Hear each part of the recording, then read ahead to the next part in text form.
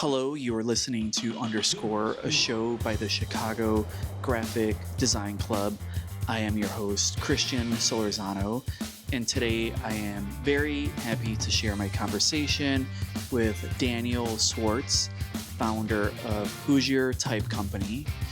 Daniel is a letterpress designer and printer based out of rural Indiana, where he works out of the back of his garage using antique type, paper, and ink to make everything by hand. In this conversation, Daniel takes us through his winding path from illustrator to graphic design educator to letterpress printmaker, and how losing his job in 2020 became the unlikely starting point for the work that he does today. He talks about the relationship between digital and analog, the beauty of working within constraints, and how faith and humility quietly shape everything that he does. He also shares with us what it was like to rebuild creative confidence from scratch, one print at a time. As always, if you enjoy conversations like these, I really appreciate your support when you leave us a rating wherever you listen. It helps us expand our reach in Chicago and beyond. So thank you so much for tuning in and enjoy the conversation. Welcome, Daniel. It is June 19th. It is Friday, and it's nice to be speaking with you today. Yeah, it's great to be on here. Thanks for the invite. I'm looking forward to this. I want to know about your, how do you spend your mornings usually? It's usually kind of a mix. Always the first priority is shipping out any kind of orders that need to go out because I'm in a real rural space, so our post office closes at 9:30 in the morning, which actually is really nice for me. So it gives me like a nice hard deadline to get everything out the door. So I may prep stuff the evening before, and then that morning get everything finally packaged up. And then, if it's a nice day out, I'll bike down. If the kids are home, then we will bike or walk down to the post office. It's not too far. It makes a nice way to start the day. Drop them off, and that's how we begin. And after that, it's usually some social media stuff. There's things that either I want to share or just connect with different people or get back to messages. There's a couple, I don't know, if you're on Substack, right? Yep. So I usually try to do like an AM post and Substack notes. That's usually a good way for me to start the day. And then it's getting into the work. It's figuring out what's on the calendar, what needs to come up next. Are we working on a new print, or am I working on a Substack article, or is there assets that need made, or am I working on an event, that kind of thing. And it's all fairly regimented, but that's governed by my social media schedule, if that makes sense. That's kind of like my anchors throughout the week. And I know that's kind of what guides me. And then the time in between all of that stuff is when the real work happens. So it's not that social media takes a lot of time, but I just make sure that it occurs, right? That I'm regular. I'm showing people what I do and helping other people understand what's happening and talking about fonts a lot. So Yeah. And how'd you get into design? Because I know before you started your type business, you were in the industry for 14 years. it's like a lot of creative paths. It's very convoluted. It's back and forth. So when I was in college, I wanted to be an illustrator really badly, and I had some great illustration, like a faculty member that was very inspiring, great craftsman, and I wanted to do that. But I was not great at paint and natural media. I could draw, but I wasn't great at like managing the materials. So I kind of stumbled into digital media, and then I had another professor reach out and he was like, "Hey, you're kind of quick at these computers. Have you thought about doing a graphic design degree?" And I had not. And we went out to coffee and he kind of talked to me more about it. And I thought, I don't want to be a starving artist. And this sounds like a good backup plan. And I decided to do it just because he reached out and was kind enough to see that opportunity for me. And although I did very poorly in the graphic design classes, like I was not a good graphic designer, I learned the tools and I learned kind of the gist and I learned kind of like workflow and clients and all that kind of stuff. And then when I got out of college, I tried to do the illustrator thing and it just didn't go well. I just didn't have the right portfolio and I was bopping around a lot and trying different things. And eventually I started getting some traction, but I needed more, right? And so I went into teaching, and I was doing that for 14 years while I was still trying to make it as an illustrator. I was doing some freelance graphic design, but it was through that I started to love graphic design. I started to see the structure, and I started to see like how it all tied to itself, and I started falling in love with like the history of like the craft and other designers. And I was still struggling as an illustrator, trying to make it happen. And it kind of reached this tipping point where like I just conceded that maybe illustration was not going to work out for me, and design was the thing. And so I focused on Hmm. teaching design for a while, and then I wasn't. And what classes were you teaching? It was a mix. There was some foundation stuff that was going on, but also typography and some, senior seminar kind of things. And I loved it. And I don't know if it's because it's orderly and organized that I really like it, or that it was easier to explain. But it worked out well for me. Sometimes I felt like if I was teaching drawing or painting, it was just more about, it's kind of like training an athlete. It was about doing more laps, doing more paintings, doing more color studies and all that kind of stuff. And then when we got into design, I don't know, it seemed more structured to me, and easier to pass on the principles and ideas, and for students to get their hooks into it. And that's where I discovered letterpress, talking about the history of design. And speaking about illustration, you were drawn to illustration. What was the subject matter that you were illustrating? I was doing a lot of kids and family stuff. I did some curriculum things. I did a few board games. I did like a big puzzle project that I think went out through like Barnes and Noble and stuff. I wasn't doing big client stuff, but I was keeping okay busy. It just wasn't enough to like hang my hat on. Did one children's book in natural media, which is kind of like my pinnacle for a small publisher, and I loved that work. And a piece got into the Society of Illustrators of LA, and that was fantastic. But that doesn't. It's a great gold badge, and it makes you feel like you've accomplished something, and like your peers are saying you're doing good work. But it doesn't necessarily unlock more work for you. Does it make sense? It's not like the floodgates don't open and you're all of a sudden so busy you can't keep up. It's just one step on the journey of building your career. So, yeah, I love doing that kind of stuff and telling little stories. And it kind of had this mid-century Nickelodeon-ish type of vibe. And a lot of it was done in vector because it was very flexible and good for clients and all that kind of jazz. And when did the love for typography begin? What are some of your early memories of letter forms? Oh, man. Actually, very early on. I remember as a kid trying to draw letters and trying to make them feel regular on the page. And like, I didn't know how to describe it, but having a similar weight and consistency and good spacing. But you know how it is. You're drawing on the page and you always run out of space, and you just get thinner and thinner and thinner as you go. And that's I kind of kept fiddling with that. And even as an illustrator for a while, I introduced lettering, and I was doing that in my portfolio and trying to add that into projects and get lettering specific projects. So that was teaching me about letter forms and consistency and design and all that kind of stuff. But I kind of fiddled back and forth with it. And I remember, when I was like in high school, fiddling with Microsoft Publisher, I think, and layouts and just playing with text boxes and different fonts. And even I had, man, what was it? Paint Shop Pro or something back in the 90s, fiddling with this, making little layouts and playing with the different type of text and that kind of stuff. I had a good time doing that. Most of my art on the computer younger was oriented around type. It wasn't making pictures. It was making layouts of some kind. But I love storytelling, and I thought illustration would be a good path. Plus, I'm in Indiana, and Garfield is a real big thing around here. The artist Jim Davis is grew up from not too far away from here and still has a studio here. And so we actually have Garfield statues in the area, and you can go on like a Garfield tour. And I just remember seeing that in the newspaper and maybe thinking that there was this cool connection that an artist from Indiana was doing something, and kind of finding inspiration in that. And I wanted to do comics as a kid because I think that's all that I knew. And then I saw comic books and I was like, oh, I should do that because that was kind of what I knew. And then college introduced me to this huge spectrum of what illustration could be.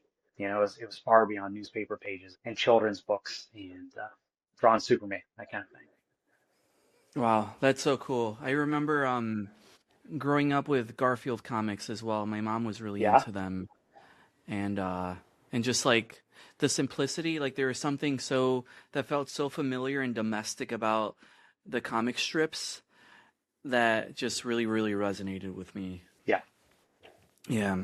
So then in 20, so you grew up in rural Indiana, right? yeah, yep. And what was your upbringing like? Like talk to us about the things that were drawing your eye and whatnot. Well, I don't think it's an uncommon experience because there was a whole Hmm. lot of rural America. But I was in a Hmm. small school. We had one art teacher in the elementary and one art teacher for the high school. So it wasn't like we had a lot of different voices, and that's okay. I remember both my art teachers very well, and they taught me a ton of great things and things I still think about today. But there just wasn't a lot of exposure to like arts. We had kind of a local ballet and dance program. They may have taught some basic art classes, that kind of things. But it was largely through popular media that I was introduced to art. Garfield, Disney movies, comic books, all that kind of stuff. That was kind of like my window into the arts world. And I think, that was okay. I mean, I fiddled with some other things when I was younger, but largely I just focused on drawing because that's what kind of like related the most to what I could see. I could see other people doing drawings on cereal boxes or comics or, bubblegum wrappers or whatever. And so I just really kind of was obsessive about developing the skills of drawing, which was good because it put me on a really solid foundation when I started college because I was way, way behind when I got to college. When I got there, Hmm. all these other students, man, they had taken like private lessons and they had multiple art teachers in their schools. And I fiddled with watercolor a little bit. I don't even know if I touched acrylic paints before I got to college. And they knew all these other words like contrast and texture and all these things that seem very, very elementary, but it just wasn't like kind of what we were doing. Um, it was just about slowly developing skills. And I just felt like way in over my head. It was very intimidating watching some of Hmm. these other students. They just seemed so much more prepared, but I could draw. And so that's kind of what I use as my foundation. And that worked out Yeah. okay. I had a professor one time say that, you know, even a good drawing can save a bad painting or something like that. And that's been kind of like a foundational, like guiding principle for me. If you've got a good structure, it'll hold true no matter how the finishing is. And much of your work today is analog, and one of the things that I've Yeah, been thinking about recently is how everything that is being pushed our way is tends to be digital, and yeah, with everything that's digital, there's such a an essence of disposableness to it. You know, like you make yes, something on the computer, your file can get corrupted, your computer crashes, and that thing is gone forever. But the stuff that you're creating, there is a tactile nature to it. I have for one of my there's a gift that Cheryl gave me a while ago from a close friend of mine, and it's a piece that you did, and it sits behind my bookshelf at home. And every time I go up and down the stairs, like it kind of like just looks at me in the face. And there's something really precious about decorating a space with things that come from the human hand. So yes, is that always a well, one, I think it's awesome that you're that there's a craft that's still being practiced and being sustained. And there's also a huge appreciation for it. I notice online at least. Um, but what's your relationship to making things with your hands as opposed to making things with a computer? Because you speak about your work being perfectly imperfect, which I love. yes. So let's back up a little bit. The only real traction I got early as an illustrator was through digital and through vector. In fact, the first actual real contract I got, I didn't even know it had to be in vector. Like I showed up with a portfolio that was all Photoshop drawings, and they hired me based off of that. And then they told me everything had to be in vector. I didn't really even know Adobe Illustrator that well. Like I had just fiddled in this program. So I very quickly learned Illustrator, but it was great. And it got me started, and I kept doing work for that company, and that was fantastic. So I love digital because of the flexibility and because it takes so much risk out of the making process, right? It can become too precious when we're thinking about wasting paper or ink or canvas or whatever, because these are like materials that you have to keep buying and replenishing. So I love digital for that reason. But, as I kept moving through the career, I was just realizing that there was kind of this balance. Like once you get the skills down, the digital skills, you can focus more on the concept and the content and what you're trying to do. And once I got the skills under control, I started realizing that what I really loved was mid-century work, which you can kind of see a little bit in what I do now. And so much of that was done analog. Even typography was done in photomechanical ways, things that were imperfect with paste up and whatever. So I loved that accidental nature. And for a long time, I was faking it by scanning textures and doing the live trace and using them in my vector illustration and all that kind of stuff. And it just kind of hit this point where I said, why am I faking this? Why don't I just do this for real? And so I started transitioning to try and do everything with natural media. And I loved it. It didn't have the control of digital, but I loved that there was these accidents, these happy accidents, like Bob Ross says. And I think that was really great. It made it unique and it made it more precious in a way. So I was already making this transition into like this analog world and perfectly imperfect. And then that was already in my mind, all these ideas about making things with hands. And when you create something as a maker, as an artist, you're creating an artifact. You're creating something that lasts beyond just a file, which you never see when you send it out. And I was really getting into that.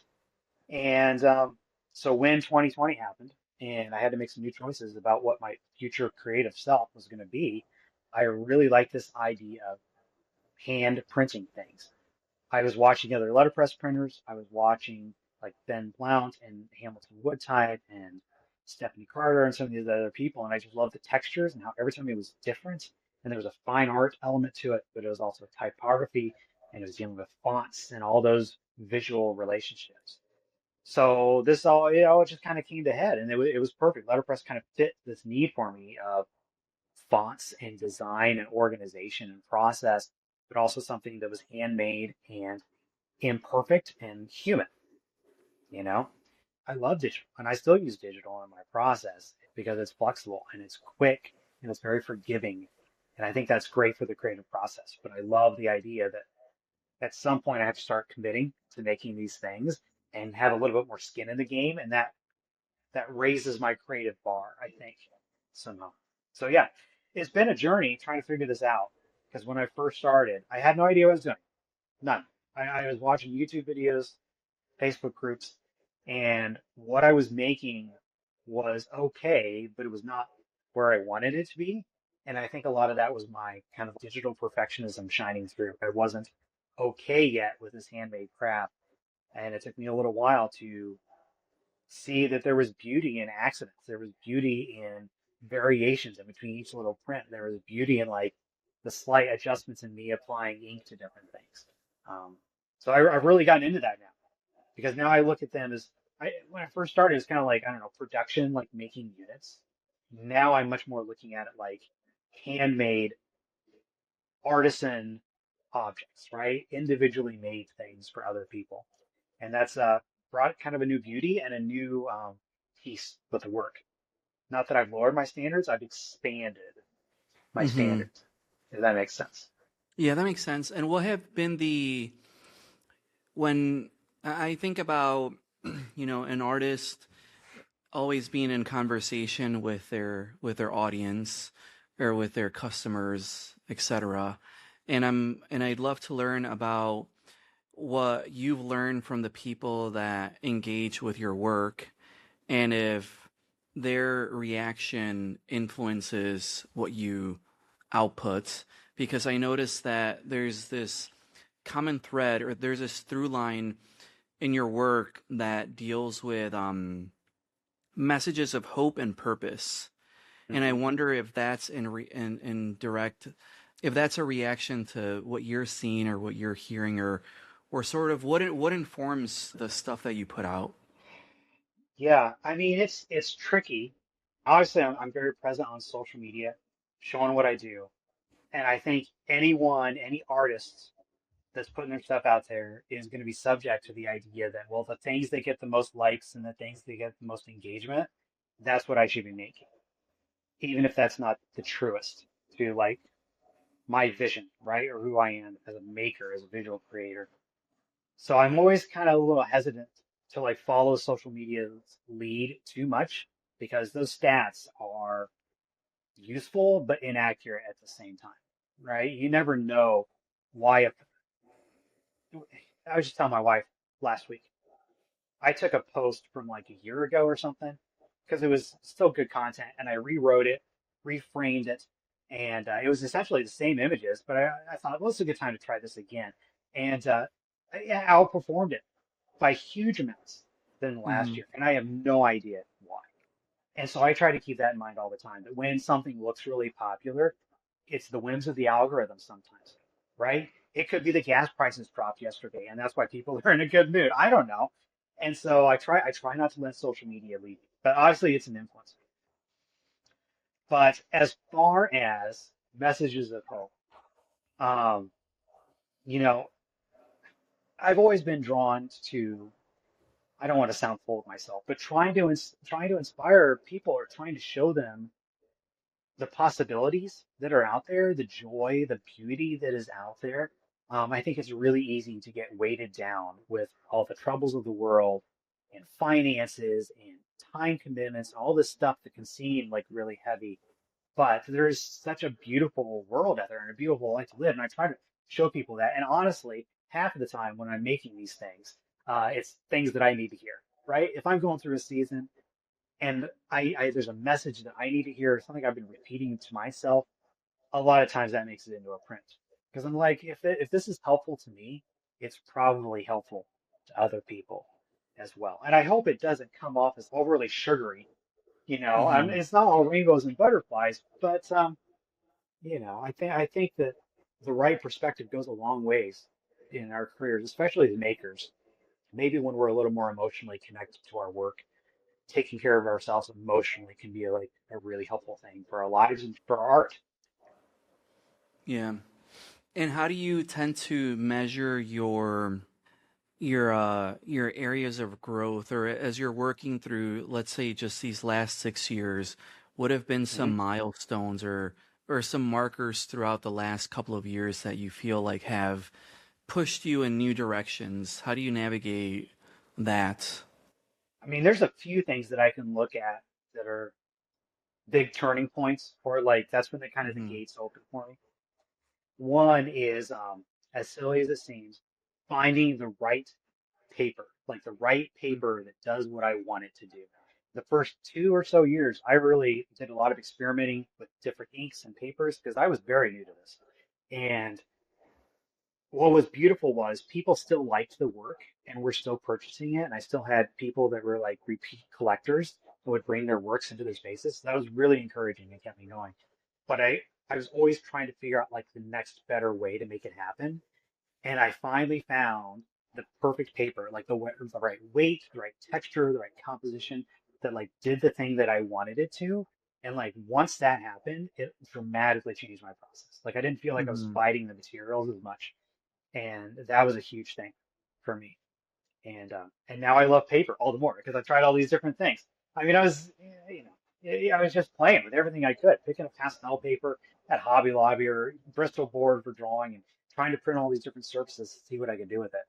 But this was great, and it's kind of become my go-to. And now I'm down to like 4 paper stocks, and this is like all that I use. It's all very managed. I know how it's going to work every time, and that's been really good. Yeah. Another one was obviously you're always looking at the numbers, right? And trying to think about how much you want to contribute to your family and how you want to work towards the future and all that kind of stuff. So that's all on my mind as well. But even that is flaky sometimes because the economy is always changing, or our needs are always changing, or like families are growing and evolving and whatever. So that's good. But maybe not on the design side, but I don't know, maybe 3 years ago, I was in a Facebook group with some college professors, and someone asked for a guest speaker.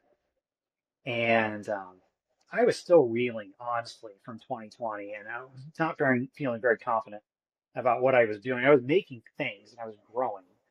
Um, but it's for a class of seniors, and I thought, well, this is a different kind of design, and maybe she would be interested in me doing a video talk.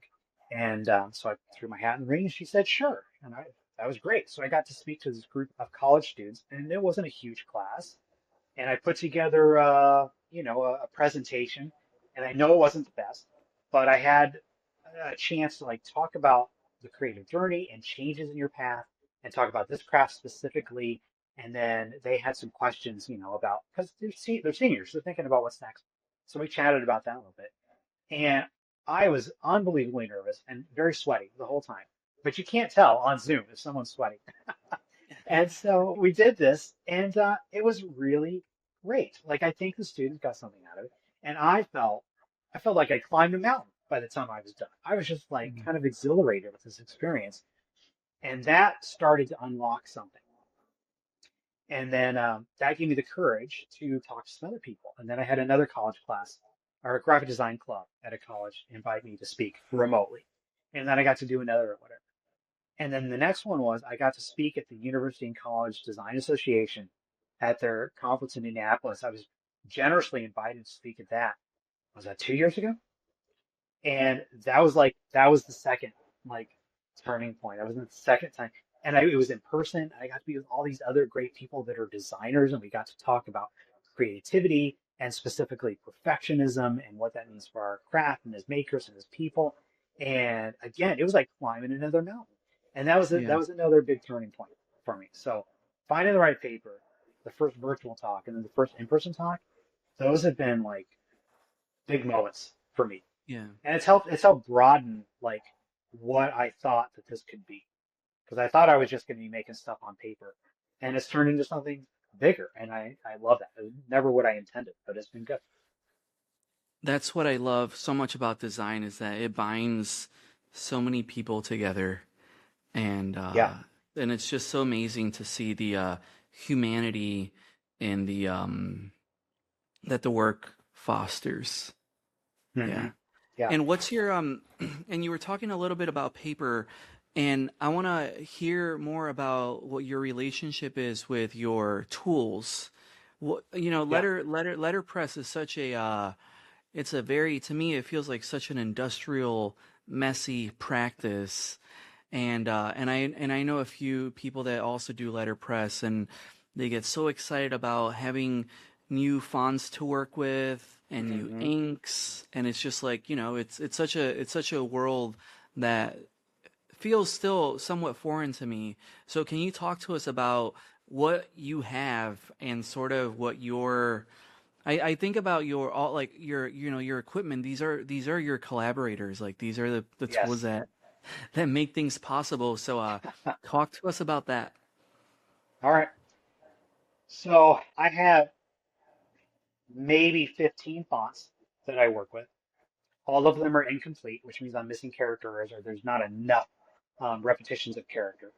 But that's part of the collaboration is working with the available tools. When I first started, my first print, which I made in 2020, I was very frustrated with everything. So I hand carved a bunch of these large 5-inch letters to make a giant print. It was like this big because I didn't know what I was doing. And I put it on Instagram, and a couple sold, and that was unbelievable to me. That made me understand that Instagram was capable of doing something. Well, an old friend, an old art teacher, saw what I was doing, and he said, "I've got an old manual press and a couple trays of type in my barn. If you'll use them, they're yours." And I was just exhilarated because I wanted to do this letterpress thing, but I had no idea how to do that, and I didn't really have the money Hmm. to take it on. So I drove to this guy's place in my van, and I remember loading up all the stuff, the type trays and this press he helped move, and a couple other, things to work with. And I was like physically embarrassed to be doing this thing because I was so gutted by like the loss of what everything in 2020. And I wanted to do this thing, and I was dreaming in my head, but I didn't even have the vocabulary yet to talk with him about this. Like he knew about this stuff more than I did. I just roughly knew what I was getting into. And so that's what I started with, just this manual proof press, which I still use today, and like maybe 3 trays of type and very incomplete. And all those first prints were made just based on those fonts that I had available, what letters I had available. And like you said, it was a very collaborative process because I could not dream big. I had to only look at what I had and find a solution, which I think is good. And then those sold, and we kept buying more fonts and buying more equipment. But it's pretty limited. I have one type cabinet. I'm getting ready to get a second one because I've outgrown it. I have 2 presses. I have a foot pedaled powered one, which is good, but I'm not using as much anymore. Most of it's now all hand inked and hand pressed. And I cut my paper by hand. I've got a nice, guillotine that I use. Everything's hand signed. Everything's hand inked. The colors are hand mixed. I'm not buying anything that's pre-mixed. I use these fine art inks from Caligo, which are fantastic. But it's a very handmade process, and I don't have a huge space. It's just the back of my garage, but it's good enough for what it's more than enough space for what I'm making happen. Yeah. And when you're working, paint a picture of us for us of I know you're into jazz. I read that you're a Yeah. jazz listener. So I Yes. assume jazz may be playing. But Yeah. what's the atmosphere if someone were to walk in on Daniel in the midst of his creative peak, what would they be seeing? Oh man. When everything clicks, it's usually locking up the type and the elements on the press at the time when I'm transitioning from like I always do digital mock-ups to like really understand what I'm going to make happen first. And so it's that time, usually in the morning, when I'm moving from the digital mock-up and then recreating it on the analog space on the press and like mixing the inks and the paper's already trimmed and all I'm doing is like all the translation work and I get to make that first print. And yeah, I've usually got jazz playing, a lot of mid-century kind of classic names. Sometimes though, I will admit that I slide into my 90s alternative rock playlist and that's good to work to as well. Yeah. But yeah, it's ink and paper and peace and it's sunny out and there's a cup of coffee and I've got a good 3 hours just to make this thing happen. And a lot of that's the troubleshooting. You make that first print and, well, I got to adjust this. The spacing is not right. The kerning needs help, or this color isn't quite doing it. There's an alignment issue, or pressure needs help, or whatever. But on the right day, that's all part of the process, right? It's all part of the fun of making this thing happen. And then there's that relief when it finally does. Yeah. And when it comes with the constraints of letterpress, for example, maybe you don't have all the letters for one of the fonts, or maybe you're low on ink or whatever. Yeah. Do you find any of the constraints to be frustrating at times? Oh, absolutely. Okay. Absolutely. So there's a whole process called make ready.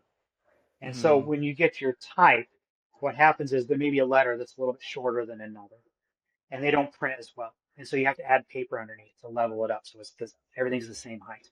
And this process, for me, it can take a couple hours sometimes to get it exactly right because you may get one area where you want it, and that reveals that another area is lower. And so I always say, if I go into a day when I'm doing make ready and I expect it to be a 15-minute process, that's when I get the most frustrated. If I go in Okay. and realize this is my morning, I Hmm. am most likely going to sink the next 2 hours into this thing, then it's a lot better. But yeah, I get frustrated. Or I did that make something great print. I don't know if you saw that one. It's vertical type, and when I first printed it, I didn't realize one of the E's that was in the cabinet was the wrong E. It was a two Hmm. inch sans serif, same width, but it was a slightly lighter weight. And I ran, I don't know, 50 or 75 of these by hand and I was so happy with them. And I come out the next morning. There's something about the next day that always opens up and shows you the props. I look at this thing and I realize the E is the wrong weight. It's like a completely different font. And I am just gutted and I'm angry. And I don't know what I did. I probably went for a run because that's usually my best stress relief. But the only thing to do is just toss all of that paper and all of that time. And I had to Hmm. do 2 lockups then. I had to do like the top half of the print in one pass and to do another lockup to reuse an E from the top because I didn't have enough. I had to reprint great at the bottom. And It was very frustrating. It was very frustrating. But Yeah. we made it through. And I learned things. I had never done a substitution process before, so that was good to do. And a lot of people have seen that print. It's been encouraging people, so it was a win-win. Nice. And then earlier this year, I believe it was in March, you gave a talk called "A Faith in Makers," Yes. Yeah. and A uh, faith and maker. I Yeah. and yeah, and I tried finding a little bit about it online, but I only read everything up until it says, and later that evening there's a presentation called "A Faith in Makers," and I know that faith it plays a really big role in your work. And Yeah. I remember a long time ago you posted something on Instagram regarding maybe it was Easter or there it was something regarding Christianity and I remember I responded back, but it was on the Chicago Graphic Design Club Instagram. And I was like, "Oh, That's funny. I meant to respond to that like on my personal Instagram." So anyways, that always stayed ingrained in my mind. But I think faith is I've had several conversations with there was one other conversation on the podcast where I had with a woman and she spoke about how her faith is the foundation that breathes life into her work. And I Hmm. find that any sort of faith or believe in some sort of higher power or whatever you want to call it tends Yeah.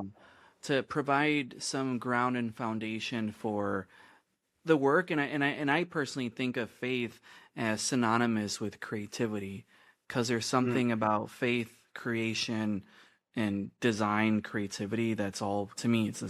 essentially very similar. So can you talk with us a little bit about how faith or how that shows up in your work and how it inspires and moves you and Yeah. So I think I know the post you're talking about. Rudolph Koch did a series of icon illustrations for this kind of like Life of Jesus series, and they're very Mhm. monoline, or very graphic, and startlingly modern for being designed in like I don't know, probably Mhm. 1932 or something like that. Anyhow, I love those pieces, and I wish I had more space to show more of the work and the lettering that accompanies it. But anyhow. Yeah, so I do some faith-based prints a few times a year because my faith is important to me and it's important to my family. And so that's part, I want people to be able to see that. And I know I have a lot of followers that also share a similar faith, and that can be an encouragement to them. But maybe the bigger influence than making inspirational prints uh, is just this idea of stewardship is really big in my faith. Now, we've been given gifts and we've been given time and we've been given kind of a community to invest in and to make the most of, not for ourselves, but for the betterment of the world around us. And if you read much of what I said or any of my talks, I'm really kind of tuned in to warning myself and others about the artist ego because I think that it can be like really debilitating when we start thinking that we are the best, we're God's gift to earth, we're the best things since sliced bread. That gets in the way of like good creativity. And what I want us to be able to do is be humble enough to push that aside and to see other artists as being valuable, see those around us as being valuable and just as valuable as we are. I think it's when we close ourselves off with pride and ego, we stop taking in good stuff and we stop putting out world changing good stuff at the same time. So I think that's probably the biggest way that my faith influences me. I think everyone when they're young is probably a little more likely to be full of themselves. And I think that's one of the best things about maturing is you start seeing the world more clearly. But also, once you start having any sense of success, it can easily start like tainting your worldview and making you think that you're better than you are. So Mhm. my faith, I try to use as a tool to keep myself humble and keep myself focused on other people. And that can even play out in simple little ways as just responding with care to people on social media, right? Or being thoughtful. Or somebody yesterday asked on a Substack post, they said, well, what book is that? Because I showed an interior spread. And it'd be really easy to just say what the book is. But you could also take 30 seconds and take a picture of the cover so that they can actually see what it is and as a resource, and you can invest in them in a small little way that just goes a little bit above and beyond because they're valuable. And I know that when people respond to me with that little bit extra, it makes me feel cared for as well. Just trying to find ways to do that, right? Instead of making it about me, try to find ways to serve others through the art and our messaging. Yeah. And I like to believe that, that spirit or that care and love for your work is ingrained into what you produce, that when people receive it, they can feel it. Even Yeah. without having any engagement with you, I'm a big believer that, everything that we touch carries an echo of the Mm. energy or whatever state of mind that we're Yeah. in. I really like that about I really like that about you, and I wish over the last 6 years or so I've been having an opportunity to meet and to talk with so many people that I look up to and that are doing amazing work, and many of them are not religious, but they give off this very clear sense of, to your point, stewardship, Mm. care, good-heartedness, and it's evident in everything that they do, and I think it'd be nice if more people talked about sort of the backbone of their creative practice, Mm. because I think when I was writing my notes, I think you mentioned something about notifications are not the same things as progress. Is that, yeah, Yes. right? Yes. Uh, and I think that's so true. Yeah. There was so there's an Instagram account that I follow called Philosophy Minis, I think. And Hmm. this guy just does these quick little minute summaries of different philosophical thoughts from across time. I love it because it's different from the other stuff that I view and it helps me think about the world.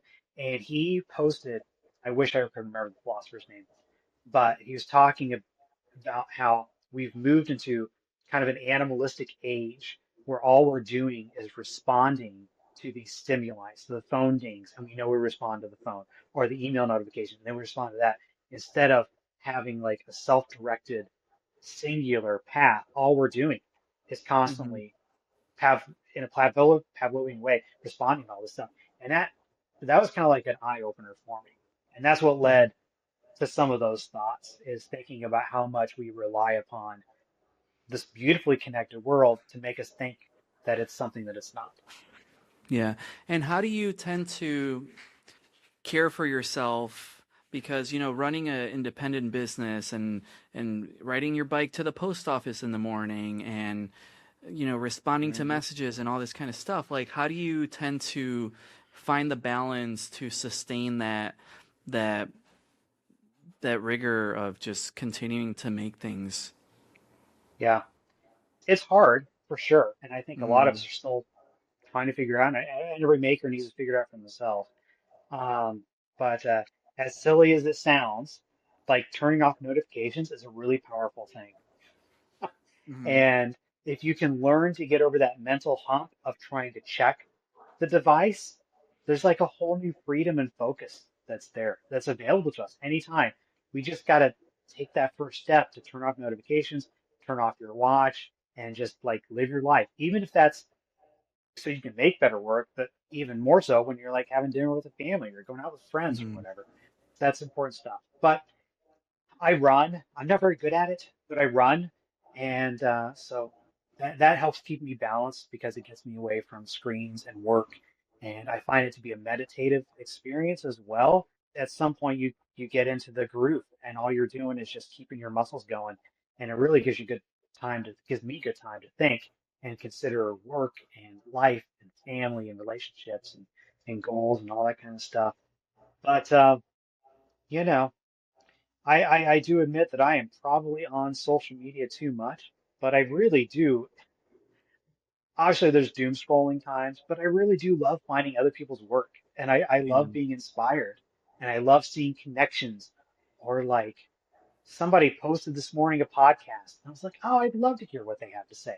So I saved it on Spotify, and I never would have seen that if I wasn't on social media this morning. Yeah. And so there are really useful aspects to it. I just, like everybody, I need to work to limit it and find Hmm. ways to keep it useful. Cleaning, pruning your feed so it's just the stuff that is relevant to, who I want to be in 5 years. Yeah. And who do you want to be in 5 years? Who do I want to be? Man, what a leading question. I mean, so when it first started, it was just the printing, and now I've moved into printing and speaking at colleges and conferences, and Substack has become this great new writing element for me, which has been like cathartic for myself, but also I think useful for other people based on responses and a good way to like have a small design writing practice. So I'd like to grow that more. I'd like to keep investing in that and finding the time to do that. I try to publish a newsletter every other week.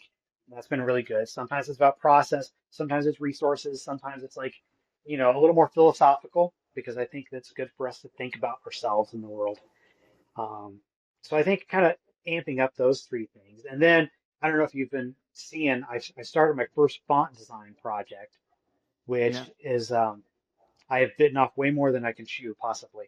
But I'm really enjoying it, and I love the process of recreating this old wood type with all of its inconsistencies and trying to make it a new version.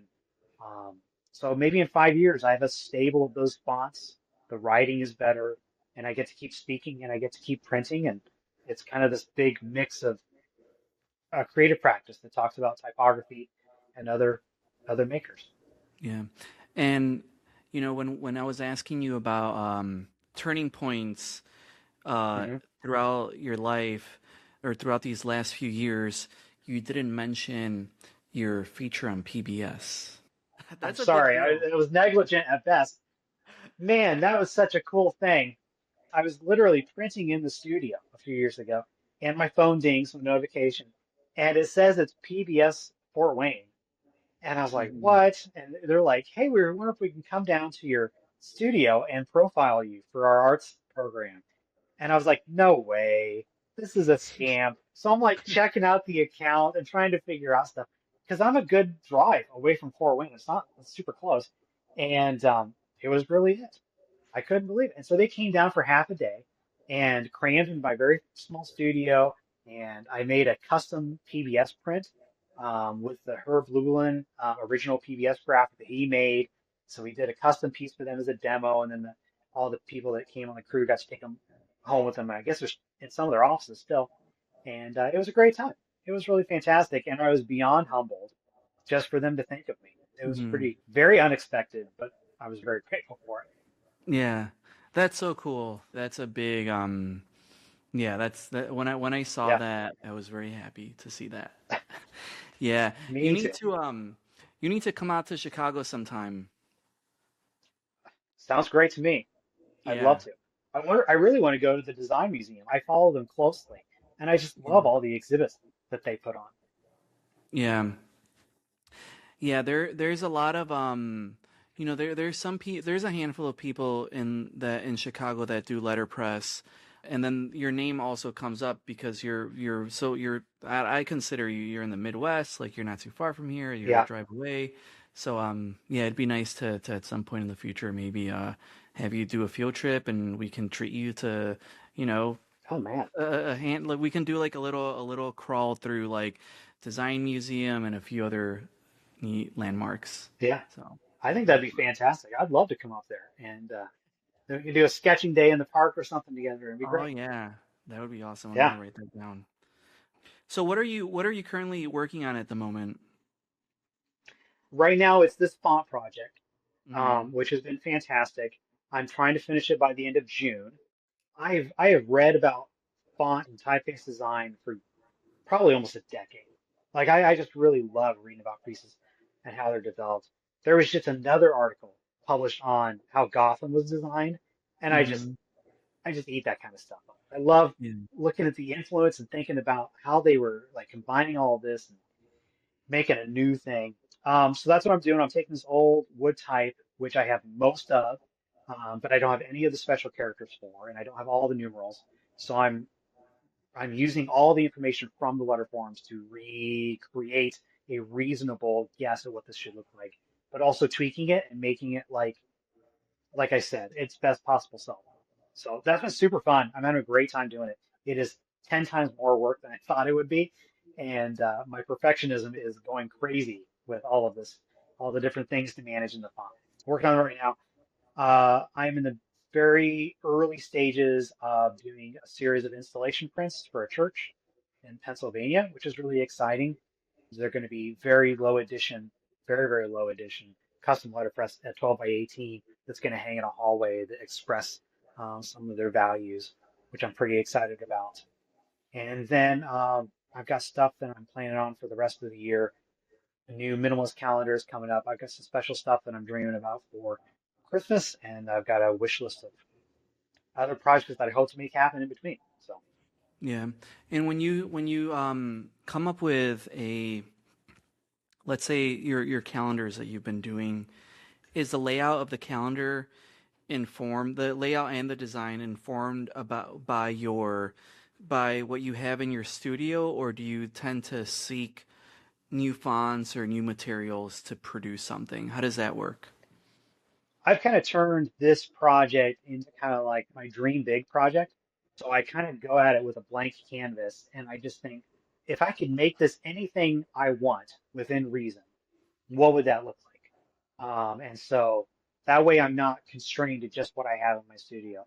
And so I actually usually kind of start on this early fall, if not the end of summer, at least starting to do sketches and that kind of thing, so that it gives me time to really resolve the design and then make anything that I need to. The first year was an absolute failure when I Yeah. made it. I only sold one, but I had a lot of things to figure out. The second year went better. The third year I was kind of getting under my belt, and then it started transforming into this. Well, let's turn it into a kind of a dream big project for the year. And so I thought I had one here, don't I? Yeah, like this one from last year or this year. Like Mm-hmm. making this little handmade piece right here. I took some of the same paper stock it was going to be printed on, and then I tore this custom piece so that the paper would rip in a way that felt consistent with what it was going to be printed on. And then this is a type revival from like a 1930s script font that I really loved. And this is the Basuto type that I rescued last year. So I was like, what are all, and this is Lego printing at the bottom. That's why I did all this. So I was just like fiddling with all these different techniques and ideas, trying to make it into like the coolest thing I could. So I Yeah. don't know what this year's looks like, but I'm excited to dive in and think about that. Yeah. Amazing. So as we come to the conclusion of our conversation, I do have some just some fun, lighthearted questions. And Okay. what's a tool in your studio that has nothing to do with printing that you can't live without? A tool that has nothing to do with printing. Oh, goodness sakes. Man, if it was printing, I would say my printer's rule, because that thing is unbelievably useful. But you know what? My chisel set is very useful. It's not necessarily for printing, it's, for woodworking. But there's a lot of times when I have to alter type, especially to get letters to fit together well with good kerning. And so I've got to go in and chop things. And so my chisels and a good hammer have been pretty useful. And what does your studio usually smell like? Oh man. It smells like old wood and ink, and it's kind of romantic when you walk in the morning, especially if something's been printed recently or have been, clean type or whatever. You walk in and there's just, I don't know, the smell of things being made and the smell of history a little bit. That's pretty Yeah. cool. I even had one person comment when she got her print that she could smell my studio like on the print. She could smell the old wood and stuff, and I thought that was pretty That is cool. You got to make like a cool. fragrance that just, people want Oh, to smell yes. and just spray it on. Oh, that's funny. That would be cool. And then Yeah. what's the last thing that you printed just for yourself?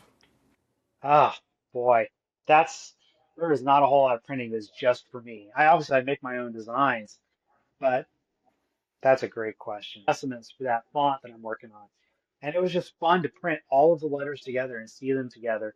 And my son helped a little bit, helped me lock up the type on the press and get it ready to go. And so that was kind of nice, just Yeah. him and me getting ready to make something. And what are you most grateful for right now? Oh, what am I most grateful for right now? I think time. is what I'm most grateful for. The time to mature and the time to make like whatever this creative practice is into what it's growing into. Because what it was in 2020 is dramatically different from what it is now. And it takes time to figure things out. It takes time to resolve and it takes time to explore and grow. And if I had thought that it was all of these things in 2020, I probably wouldn't have started this. Like it would have seemed Mhm. overwhelming. It would have seemed like too much. But having the time to gradually grow into it, that is a Mhm. privilege. That is absolutely a privilege. Cool.